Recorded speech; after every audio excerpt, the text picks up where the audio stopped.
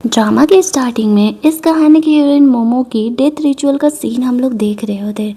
उसके मरने के बाद उसके मरने का सारा काम यहाँ पर किया जा रहा था। तभी इस कहानी का हीरो टियान यहाँ पर आता है और वो ये मानने के लिए तैयार ही नहीं था कि मोमो इस दुनिया में नहीं है। वो उसकी डेड बॉडी को देख करके बहुत ही रो रहा होता है।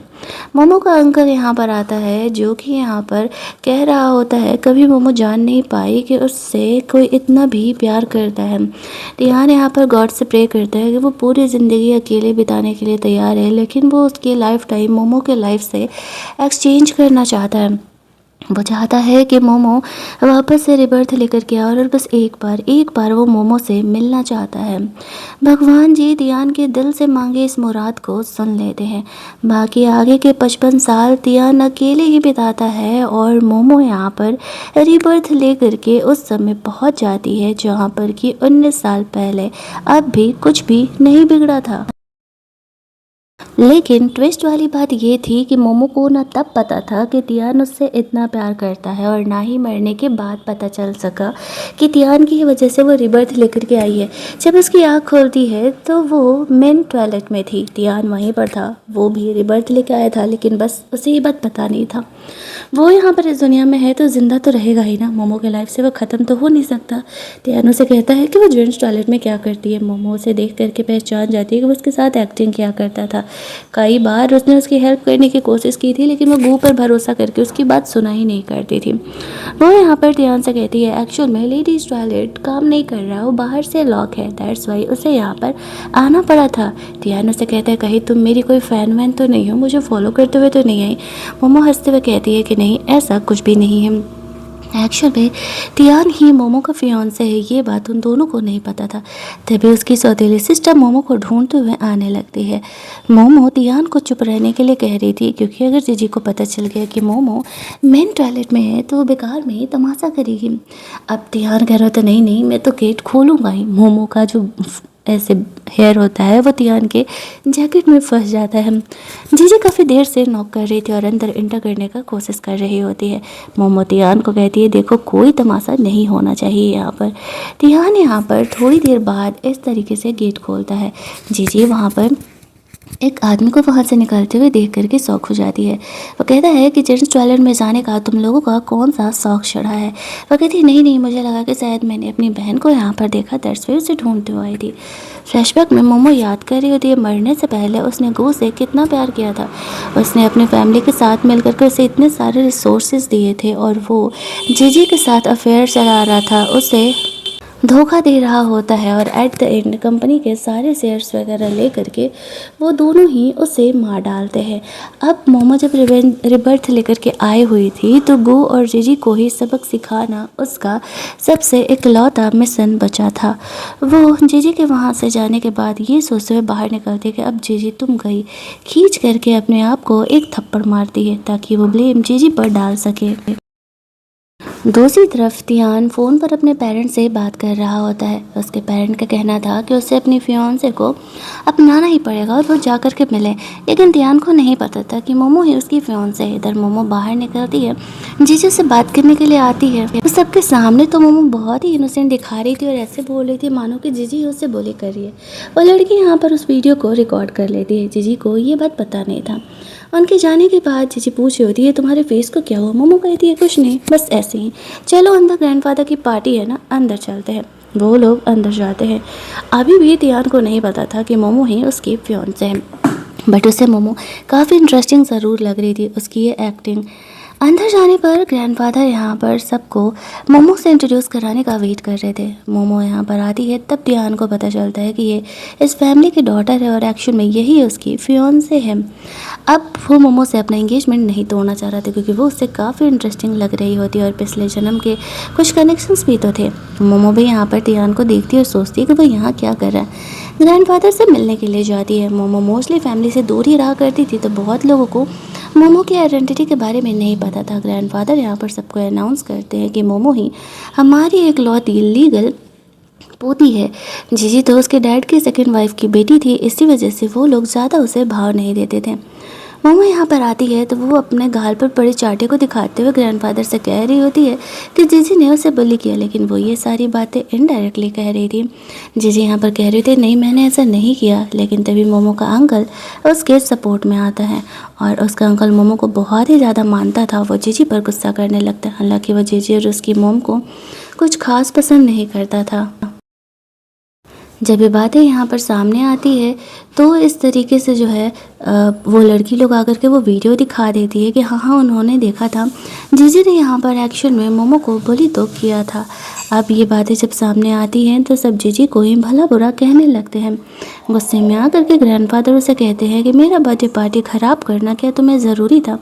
उसे बर्थडे पार्टी से बाहर निकाल दिया जाता है। मोमो की क्या सुपर्ब एक्टिंग थी, तियान को तो सब कुछ पता ही था, बस तो ये मिर्च मसाले वाला शो देख रहा होता है। उसका अंकल उसे कहता है चलो अच्छा हुआ जो तुम यहाँ पर आ गई, और सबको उसे अपनी भतीजी के तौर पर इंट्रोड्यूस कराता है। जीजी को पार्टी से बाहर निकाल दिया जाता है। मोमो उसके पीछे पीछे आती है। जीजी उसे कहती है कि तुमने ऐसा क्यों किया। मोमो हंसते हुए कहती है जब तुम्हारी मोम ने मेरी मोम की जगह ली थी तब उन्होंने सोचा नहीं था कि ऐसा कुछ होने वाला है, और तुम भी वही करने वाली थी, मेरी जगह लेने की कोशिश कर रही थी, बट अफसोस मैं ऐसा होने नहीं दूंगी, और जिस चीज़ पर मेरा हक है वो तुम्हें ले करके रहूँगी, चलो निकलो यहाँ से। ऐसा कह के वो जीजी को पार्टी से बाहर फेंकवा देती है। सोचती है चलो अब बदला लेने का दूसरे प्लान पर चलते हैं। तियान बाहर ही बैठ कर के अपने लोगों से बात कर रहा था, तभी उससे पता चलता है कि मोमो गू के पीछे पड़ी हुई है, मतलब वो उसे पसंद करती है। फिर वो सोचता है वो उसे पसंद करती है तो उससे एंगेजमेंट करने के लिए कैसे मान गई। दोनों ही वहाँ पर एक दूसरे से मिलते हैं। मोमो का अंकल यहाँ पर आता है जो कि तियान को इंट्रोड्यूस कराता है, ये कहते हुए कि एक्चुअली में ये तुम्हारी फ़ैन है। अब मोमो को वो ऑटोग्राफ साइन करने के लिए बोलता है। मोमो ना नहीं कह पाती है, तियान उसे ऑटोग्राफ साइन करके दे देता है। उसे डाउट हो रहा था कि मोमो उसकी कोई फ़ैन वगैरह नहीं है, वो तो झूठ ही बोल रही है। उसके अंकल उन दोनों को साथ में फ़ोटो क्लिक कराने के लिए बोलते हैं।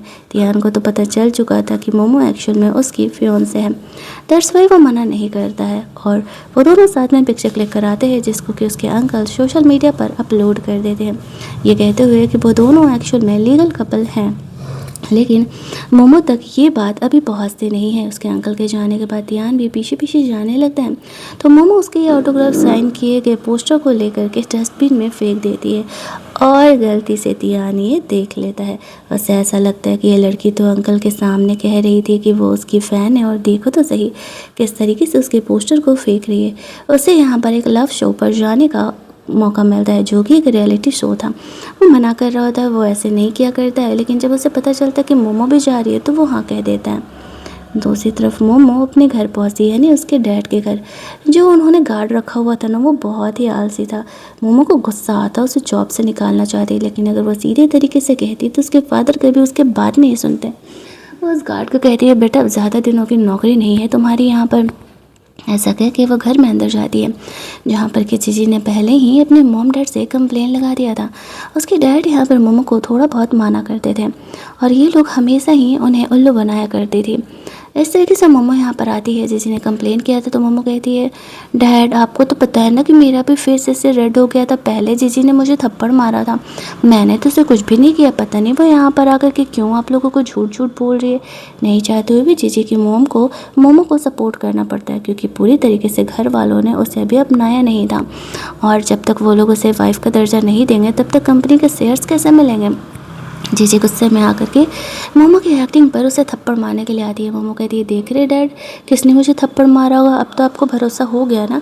उसके फादर भी यहाँ पर जीजी पर ही गुस्सा करने लगते हैं और कहते हैं कि वह इतनी विशेष कैसे हो सकती है। मोमो यहाँ पर अपना इनोसेंट साइड उन्हें दिखा रही होती है और कहती है लगता है कि आप लोग मुझे अभी तक अपनी बेटी नहीं मानते हैं, बेहतर होगा मैं वहाँ से चली जाऊँ। जीजी की मोम अच्छी बनते हो कहते हैं नहीं नहीं बेटा ये तो तुम्हारा ही घर है, तुम तो आराम से यहाँ पर रह सकती हो। मोमो यही तो चाह रही होती है, यहाँ रहेगी तभी तो वो अपनी स्टेप मदर और अपने सिस्टर जीजी को सबक सिखाएगी। अपने कमरे में जाती है तो देखती है कि एक्चुअल में उसने बहुत सारे गू के पोस्टर्स रखे हुए हैं, वो उन पोस्टर्स को फाड़ देती है।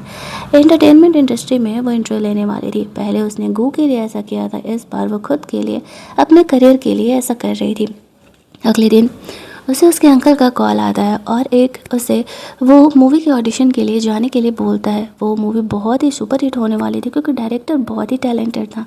मोमो को याद आता है कि पिछली बार जीजी ने उसे जीत लिया था चीटिंग करके, बट इस बार वो ऐसा नहीं होने देगी।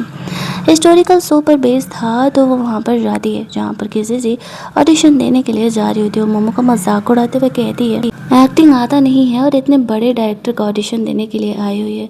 मोमो उसे कोई जवाब नहीं देती है। उसके अंकल ने उसे रिकमेंड किया था तो वो डायरेक्टर मोमो से अच्छे से बिहेव करता है और उसे रेडी होकर के आने के लिए कहता है। वहाँ पर उसका ऑडिशन देखने के लिए तियान भी आया हुआ था।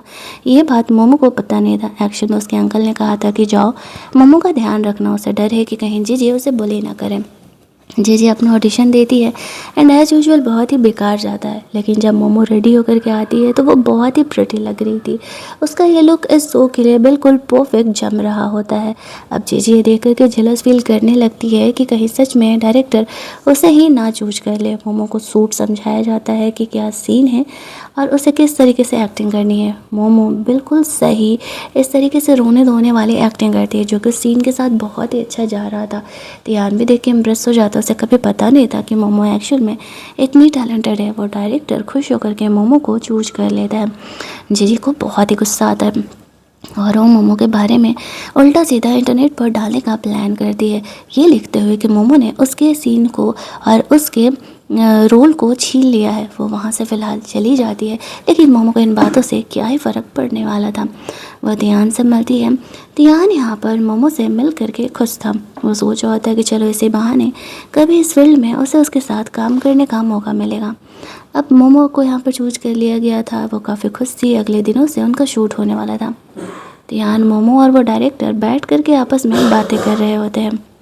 यहाँ पर उसके अंकल ने तियान को स्पेशली मोमो का ख्याल रखने के लिए बोला था तो वो वही कर रहा होता है।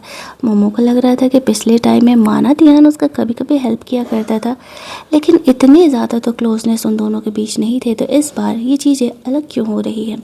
ऐसा वो क्या कर रही है जिस वजह से कि तियान उसके लाइफ में इतना ज़्यादा इंक्लूड होते जा रहा है? बट फिलहाल ये सोचने का उसके पास ज़्यादा वक्त नहीं था। वो अपने करियर बनाने पर पीछे पड़ी हुई थी और साथ ही में गू को सबक सिखाने पर भी। जीजी यहाँ पर उन चीज़ों को अपलोड करती है। मोमो के बारे में बुराई कर रही थी लेकिन इस नेगेटिव पब्लिसिटी की वजह से भी मोमो के जो सब्सक्राइबर थे वो बढ़ रहे होते हैं। तियान से कहता है कि एक्चुअल में तुम्हारे अंकल ने मुझे यहाँ पर भेजा था तुम्हारा ख्याल रखने के लिए, बट तुम्हारा बिहेवियर तो देख करके मुझे लगता नहीं है तुम्हें मेरे केयर की ज़रूरत है। मोमो यहाँ पर तियान के सामने इनोसेंट ही बनी रहती है।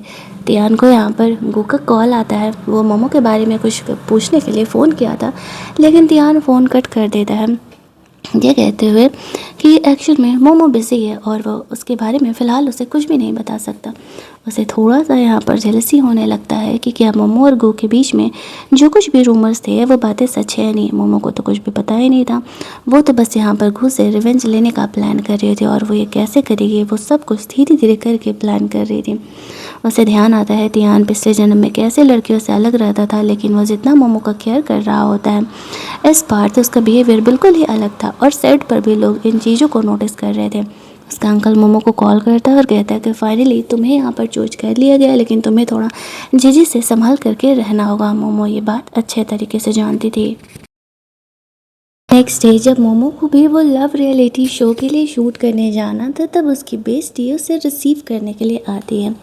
वो दोनों वहाँ से निकलते हैं जहाँ पर कि तियान भी इस शो के लिए आया हुआ था। गू और जीजी भी आए हुए थे।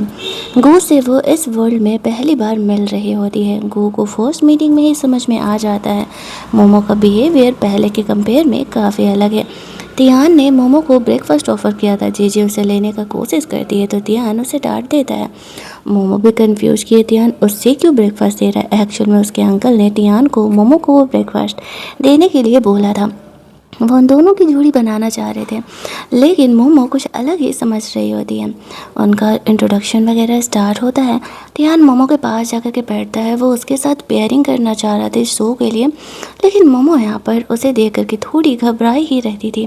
उसे तियान की आइडेंटिटी के बारे में पता था कि वो किस टाइप का थोड़ा अकड़ू इंसान है। शूट यहाँ पर स्टार्ट होता है। इन लोगों से काफ़ी कुछ सवाल वगैरह पूछा जाता है।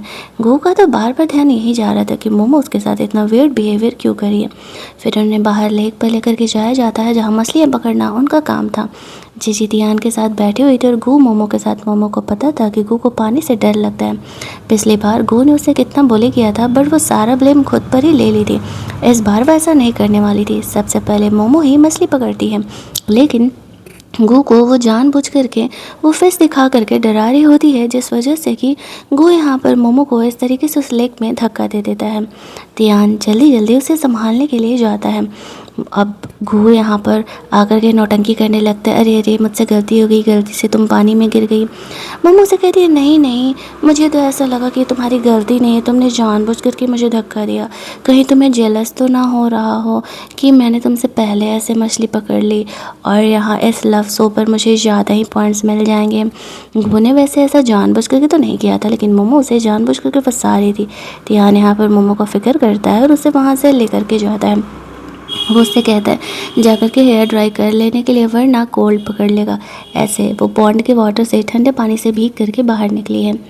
मोमो यहाँ पर तियान को उसे पानी में जाकर के सेव करने के लिए थैंक्स बोलती है। हालांकि मोमो को स्विमिंग आती थी, लेकिन वो गू को और ज़्यादा बुरा बनाने के लिए उसके सामने ऐसा शो कर रही होती है कि उसे स्विमिंग नहीं आता है। फिर वो अपनी बेस्टी से बैठ करके बातें कर रही थी। वो पूछती है उसके और तियान के बीच में क्या चल रहा है, वो आजकल तुम्हारे आसपास इतना क्यों मंडराता रहता है। मोमो कहती है, ये तो मुझे भी नहीं पता है यार, लेकिन उसके होने से वो काफ़ी सेफ़ फील करती है। बात करते करते बाहर निकलती है तो तियान उसके लिए सूप वगैरह लेकर के आया था। वो लोग साथ में खाना खाने के लिए जाते हैं तो गौरव भी मोमो से माफ़ी ही मांग रहा होता है। मोमो उससे कहती है, कोई ना, जाने देते हैं इस बात को। आफ्टर दैट वो लोग नेक्स्ट शूट करने के लिए स्टार्ट करते हैं। जीजी के तो नखरे ही ख़त्म नहीं हो रहे थे। हाई हिल पहन करके उसे ढंग से तो चला भी नहीं जा रहा था। घर के काम ही क्या करेगी, इन्हें घर के कुछ कुछ काम भी करने थे क्योंकि वो लोग रियलिटी शो में थे। मोमो यहाँ पे अपने अंकल से बात कर रही होती है और अब सोचती है बारी आ गया है अपने स्टेप मदर को सबक सिखाने का। उसकी स्टेप मदर का एक लवर था जिसको कि वो उसी के वॉइस में कॉल करके रात के 11 बजे घर के बाहर मिलने के लिए बोलती है और उस लड़के को कहता है, बड़े दिनों बाद मेरी एक्स मुझे याद करिए, चल के देखते हैं भाई आखिर क्या प्रॉब्लम है। मोमो अपनी स्टेप मदर को अब सबक सिखाना चाहती थी क्योंकि पिछले जन्म में उन्होंने उसे बहुत ही परेशान किया था।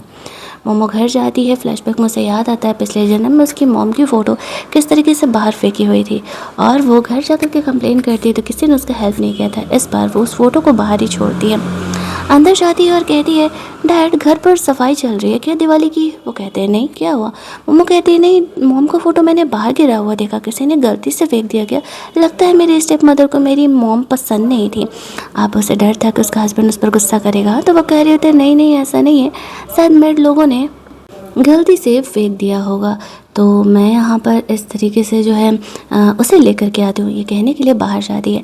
अब बाहर मोमो ने अपनी स्टेप मदर के एक्स लवर को बुलाया हुआ था तो वो अपने डैड से कहती है, डैड बाहर मौसम बहुत ख़राब है, चल के देखते हैं ना, कहीं मॉम हमारी भीग न जाए। वो अपने डैड के आगे इनोसेंट बनते हुए कहती है कि उसे उसकी फ़िक्र है, लेकिन वो तो अपने एक्स लवर से बाहर मिल रही होती है। वो उसे देख करके उसे वहाँ से जाने के लिए कहती है। उसके एक्स से कहता है, तुम ही ने तो मुझे बुलाया था, तो फिर ये ड्रामा क्यों कर रही हो। अब उसकी मॉम कंफ्यूज कि इस मैंने इसे कब बुलाया।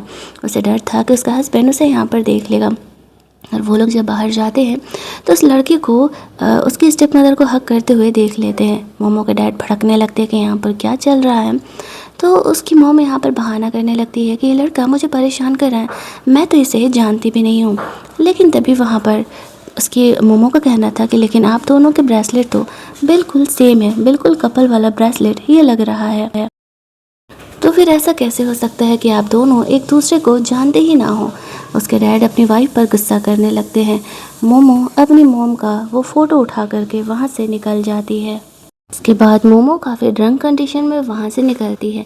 तियान और मोमो दोनों आसपास ही रह रहे होते हैं तो वो गलती से तियान के घर पहुँच जाती है। पासवर्ड डाल करके खोलने का कोशिश करती है तो वो तो ओपन ही नहीं हो रहा होता और ऊपर से ड्रिंक करने की वजह से उसकी हालत ख़राब थी सो अलग। तियान गेट ओपन करता है तो मोमो घर के अंदर चली जाती है। उसे समझ नहीं आता कि वो इतनी ड्रंक कंडीशन में उसके घर पर क्या कर रही है, बट वो उसे ऐसे छोड़ भी नहीं सकता था और उसे उसके घर का पासवर्ड भी नहीं पता था कि वो उसे उसके घर भेजे तो वो उसे यहीं रहने के लिए बोलता है। लेकिन उसके ड्रामे स्टार्ट हो जाते हैं। मोमो को ड्रंक कंडीशन में उसकी पास्ट लाइफ याद आ रही होती है कि तियान ने उसे कितनी बार हेल्प किया था। वो उसे कहता है, पिछली बार तो तुमने मेरा इतना हेल्प किया था, इस बार भी तुम शायद मेरे हेल्प करने के लिए ही रिबर्थ लेकर के आए हुए हो, लेकिन तुम्हें इस बात का पता नहीं है। तियान को लग रहा होता है कि वो बस ड्रंक एंड टॉक कर रही है और कुछ नहीं।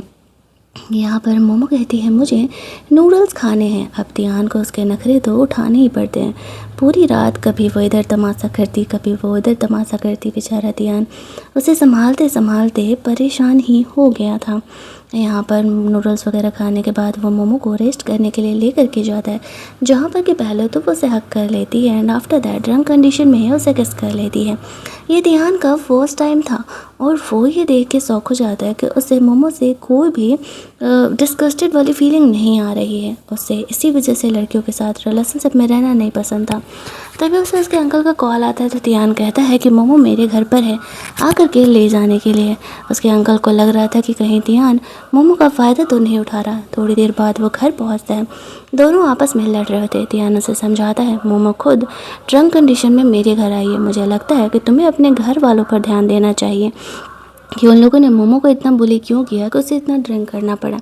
फिर वो मोमो को वहाँ से लेकर के जाता है, जहाँ पर कि अगली सुबह जब मोमो जगती है तो अंकल उसे बता रहे होते हैं कि कल रात तुम तियान के घर पर थी। मोमो से कहती है, शायद मैं गलती से चली गई होगी, मैं कल बहुत ज़्यादा ही ड्रंक थी। वो उसके डैड के बारे में पूछते हैं, वो उसे बोली तो नहीं करते, तो मोमो झूठ बोल देती है कि नहीं सब कुछ ठीक है। वो अपने अंकल को इस मैटर में इन्वॉल्व नहीं करना चाह रही होती है। अब तियान ने कल रात उसका ख्याल रखा था तो वो तियान को कॉल कर रही होती है उसे थैंक्स बोलने के लिए। वो यहाँ पर मोमो के वो फ़नी फ़ोटो जो कि कल उसने क्लिक किए थे उसे सेंड करते हुए कहता है, नहीं सिर्फ एक थैंक्स बोलने से नहीं चलेगा, तुमने मुझे कल रात बहुत ज़्यादा ही परेशान किया है।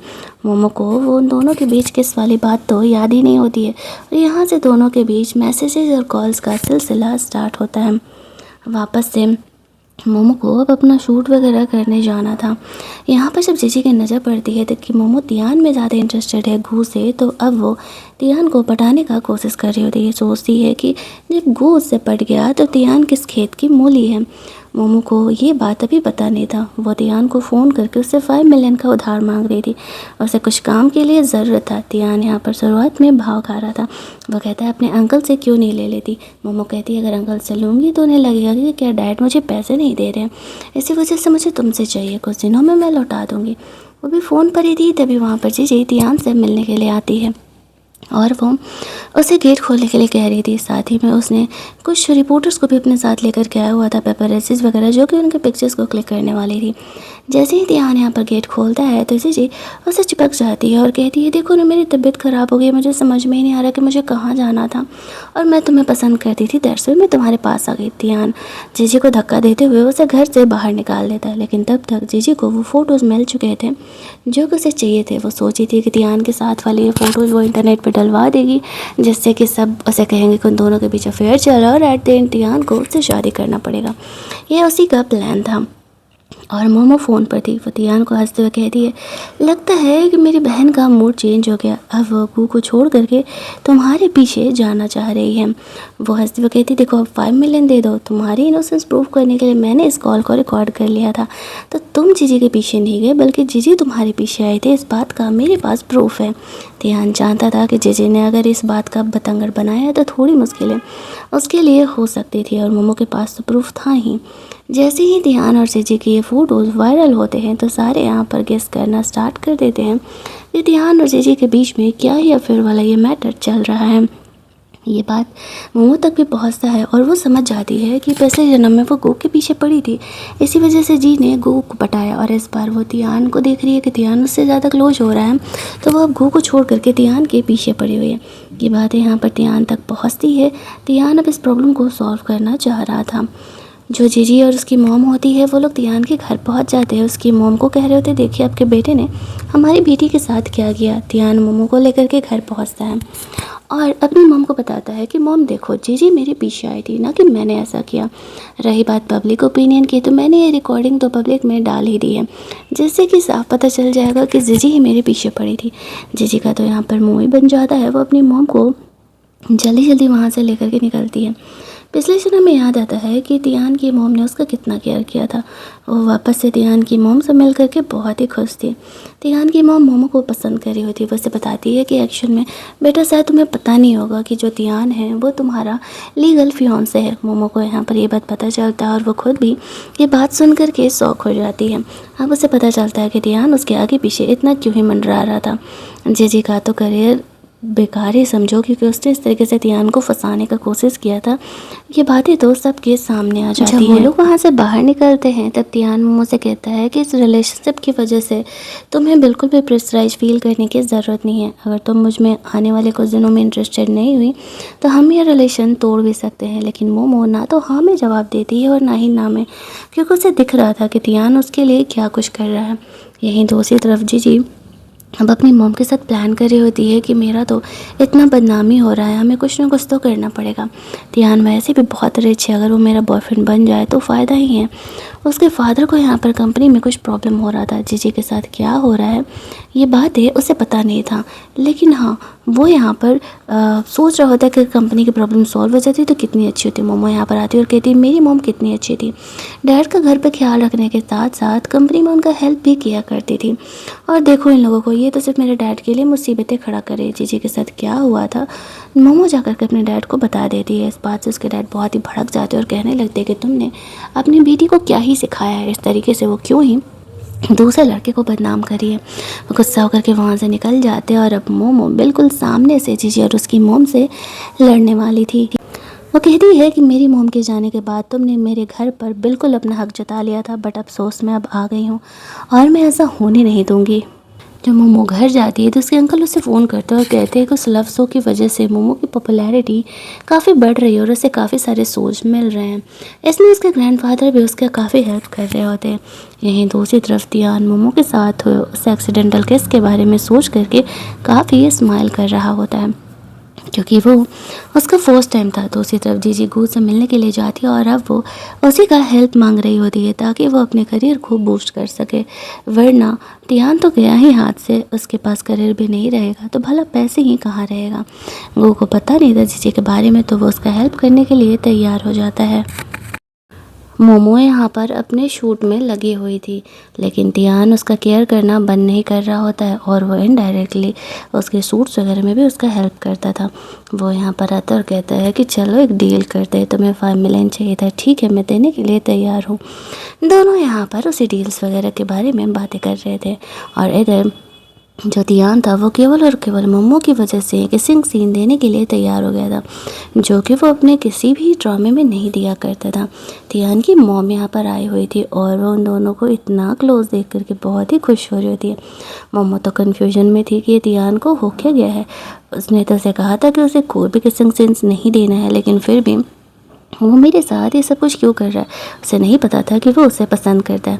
बट इस सीन के बाद तो जो डायरेक्टर होते हैं वो काफ़ी खुश हो जाते हैं, क्योंकि इस सीन को ये कंप्लीट कर रहा था।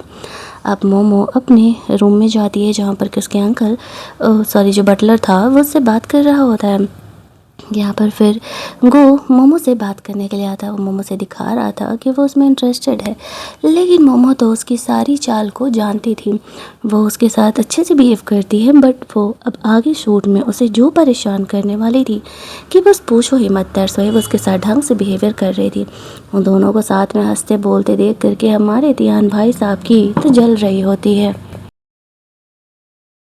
इधर गो ने मोमो को एक नेकलेस दिया था, जिससे कि वो देखते ही समझ जाती है कि इसमें वॉइस रिकॉर्डर लगा हुआ है, जिसके थ्रू वो उनकी बातों को सुन सकता था। पिछली बार भी गो ने ऐसा ही कुछ किया था। इस बार वो उस नेकलेस को ही ले करके पानी में फेंक देती है, क्योंकि वो उसके किसी काम का ही नहीं था। इसके बाद वो लोग शूट स्टार्ट करने के लिए जाते हैं।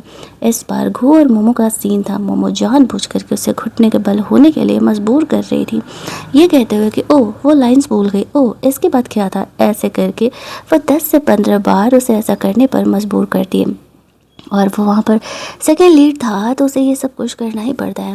मोमो तो फुल ऑन सिचुएशन का मज़ा ले रही होती है। गो को साफ दिख रहा था कि वो उसे परेशान कर रही है। आफ्टर दैट वो उस बटलर से बात करने के लिए जाती है, जहाँ पर कि वो बटलर यहाँ पर आया हुआ था उसका एक्शन में हेल्प करने के लिए। उसकी मोम का उसे बहुत ज़्यादा ही फिक्र रहता था, वो उसे अपनी बेटी की तरह मानता था। उसकी मोम का ये लॉकर ला करके उसे देता है, मोमो उसे पासवर्ड डाल करके ओपन करती है तो उसे उसकी मोम का विल मिलता है, जिसके थ्रू कंपनी एक्शन में उसके नाम थी। और उसके फादर कभी भी इस बात को उसे ये पता ही नहीं चलने दिए और वो सोच रहे होते हैं कि कंपनी तो वो संभाल लेंगे। लेकिन अब मोमो को जब ये बात पता चलता है तो वो भला कहाँ ही जाने देने वाली थी अपनी मोम की कंपनी को। इधर दूसरी तरफ उसका अंकल तियान और मोमो को अब भी पास लाने के ही चक्कर में था, ताकि उन दोनों की एक्शन में शादी वादी हो सके। वो काफ़ी ड्रिंक कर रहा होता है, मोमो को बुला करके कहता है कि जाओ, तुम्हारे फियोंसे ऐसे नशे में है, तुम उसे संभाल लो, उसको थोड़ा सा केयर करो। मोमो अंदर जाती है तो तियान उसे हक करके बच्चों की तरह कह रहा होता है कि फाइनली तुम मुझे लेने के लिए आ ही गई। मोमो सोच रही होती है कि बेटा इस बार मेरा मौका है, बड़ा तुमने पिछली बार मेरे पिक्चर्स लिए थे ना, इस बार अब मेरा बारी है। वह तिहान को संभालते हुए घर लेकर के जाती है, जहाँ पर कि तिहान नशे में ही कह रहा था कि वो उसे कितना पसंद करता है, लेकिन मोमो कभी उसकी फीलिंग को समझ ही नहीं पाई। वो ड्रंक कंडीशन में उसे किस कर लेता है। मोमो यहाँ पर ऑकवर्ड होते हुए वहाँ से चली जाती है।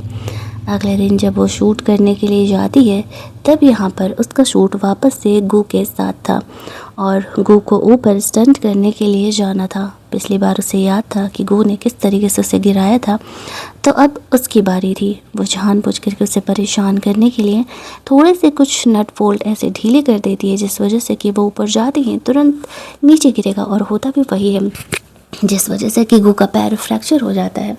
उसे हॉस्पिटल में एडमिट होना पड़ता है और इस वजह से कि वो अब शूट आगे कंटिन्यू नहीं कर पाएगा। सारे काफ़ी परेशान हो जाते हैं। गू हॉस्पिटल में था, जीजी उससे मिलने के लिए आती है। गू उससे कहता है कि मुझे डाउट हो कि मोमो ने जानबूझ करके ऐसा किया है। मोमो तो इस सिचुएशन के मज़े ले रही होती है। तियान उससे बात करने के लिए आता है, कहता है वो ठीक है ना, गू ऐसे इंजर्ड है। तो मोमो कहती है मुझे क्या फ़र्क पड़ता है उसकी इंजरी से। तियान सोचने लगता है कि शायद मोमो गू को पसंद नहीं करती है, ये तो उसके लिए प्लस पॉइंट ही है। इधर घर पर जो उसकी मॉम थी वो मोमो के खिलाफ़ अपने हस्बैंड को भड़काने का कोशिश कर रही होती है कि कंपनी वगैरह वो संभालने का कोशिश कर रही है, लेकिन यहाँ पर उसके डैड उसी पर भड़क जाते हैं कि तुम मुझे ही मेरी बेटी के खिलाफ़ भड़का रही हो। वो इतने दिनों से मोमो का बिहेवियर देख रहे थे ना, कि वो इन्हें अपनी फैमिली मानती है और ये उसके लिए कैसा बिहेवियर कर रही है। इनका प्लान तो उल्टा ही पड़ रहा होता है। शूट के लास्ट दिन सब पार्टी कर रहे होते हैं। गू और मोमो के साथ के फ़ोटोज़ सबको मिलते हैं, मतलब वो लोग कुछ कर नहीं रहे थे, बस साथ में कहीं से जा रहे थे। तो सारे लोग पूछने लगते हैं उसके और गू के बीच में क्या रिलेशन है। मोमो यहाँ पर आती है तो वो क्लेरिफाई करती है कि ऐसा कोई रिलेशन नहीं है, वो दोनों तो बस शूट पर ही मिले थे और तियान उसका असली फियांसे है, तो वो तियान जैसे बंदे को छोड़ करके गू के पीछे क्यों ही जाएगी। यहाँ पर वो तियान का फ़ायदा उठाने का कोशिश कर रही होती है और तियान खुश था कि चलो कम से कम वो उसे सपोर्ट तो कर रही है। अब मोमो उसे ख्याल करते हुए जो घर लेकर गई थी वो फ़ोटो को इंटरनेट पर डलवा देता है, ताकि सबका ध्यान मोमो और गू के फ़ोटो को छोड़ करके तियान और मोमो के फ़ोटो पर चले जाए। अब सबको यहाँ पर पता चल चुका था कि तियान और मोमो जब इंगेज हैं, तो वो लोग काफ़ी खुश थे।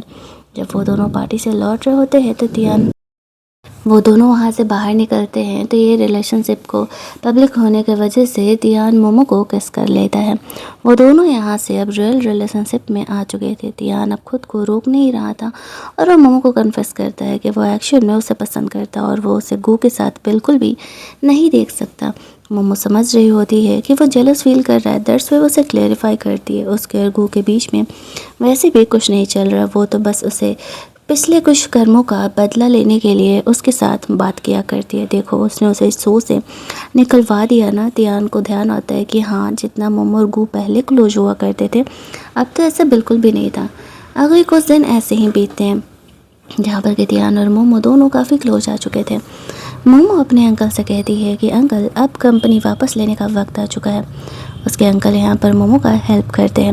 वो दोनों कंपनी पहुँच जाते हैं, जहाँ पर कि वो अपने डैड को कहती है ये रहा मेरे मॉम का विल और इस विल के हिसाब से मैं यहाँ पर अब इस कंपनी की अगली CEO बनने वाली हूँ। उसके डैड ने ये एक्सपेक्ट नहीं किया था इस सदमे की वजह से तो मोमो की डैड की तबीयत ही ख़राब हो जाती है, लेकिन लीगली तो यही बात था कि मोमो ही अब इस कंपनी की सीईओ बनने वाली है, तो डैड को उसके पोजीशन से हटना पड़ता है। मोमो यहाँ पर सबको खुद को इंट्रोड्यूस कराती है और कहती है कि कंपनी के सीईओ है, तो आगे जो भी कुछ प्रॉब्लम और फ़ायदे होंगे वो सारे वही संभालने वाली है। फाइनली मोमो जो डिज़र्व करती थी, जो उसकी मोम ने उसे दिया था, अब वो उसे मिल चुका था। ये इंटरव्यू वगैरह जो तियान था वो मोमो का देख रहा होता है। वो काफ़ी खुश था कि मोमो अब साथ में अपनी कंपनी भी संभाल रही है। आफ्टर दैट वो दोनों साथ में बैठ करके इस तरीके से विक्ट्री एंजॉय कर रहे होते हैं और ड्रिंक कर रहे थे। रियल रिलेशनशिप में तो दोनों आ ही चुके थे, आगे चल कर के शादी वादी का भी प्लान कर रहे होते हैं।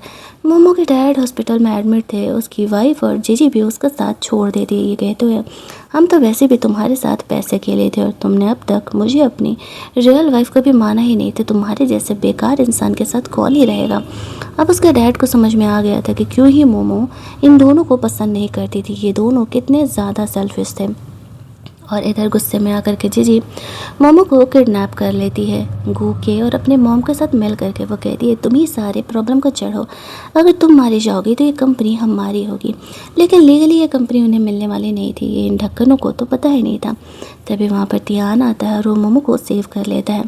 इन दोनों तीनों को जेल हो जाता है। यहाँ पर मोमो को पता चलता है कि एक्चुअल में तियान की ही वजह से उसे ये रीबर्थ लेने का मौका मिला है। ये सारे जब जेल जाते हैं तब मोमो का रिवेंज यहाँ पर कंप्लीट होता है। वो और तियान दोनों एक हो जाते हैं, एंड में दोनों इंगेज हो जाते हैं और हमारी ये कहानी यहीं पर एंड कर दी जाती है। अगर आपको ये कहानी अच्छी लगी होगी तो वीडियो को लाइक और शेयर करना मत भूलना।